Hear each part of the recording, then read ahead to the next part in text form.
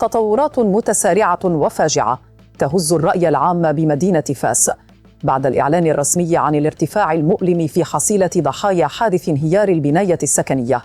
المؤشرات الحالية تكشف عن حجم المأساة التي تتابعها الساكنة بكثير من الحزن والأسى.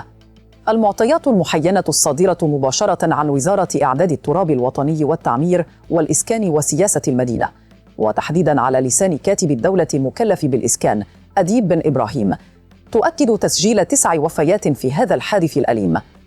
الحصيلة الرسمية تم تحديثها بعد استمرار عمليات انتشال الضحايا من تحت الأنقاض طيلة الساعات الماضية.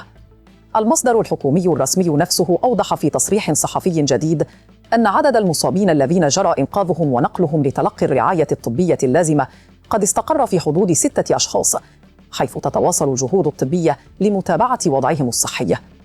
البناية المتضررة تتكون من طابق سفلي و4 طوابق علوية، وتتواجد جغرافياً في حي الجرندي عين نقبي، وهو الحي التابع للنفوذ الترابي لمقاطعة جنان الورد بمدينة فاس، حيث استنفر الحادث كافة السلطات المحلية وفرق التدخل. وفيما يخص أسباب هذه الكارثة، أعلن كاتب الدولة المكلف بالإسكان في تصريحاته الرسمية أن التحقيقات الأولية والمعاينات الميدانية أكدت أن السبب المباشر يعود إلى البناء غير المرخص، مما تسبب في ضعف البنية الإنشائية للمبنى وأدى إلى سقوطه مفاجئ. نشكركم على المتابعة وإلى اللقاء.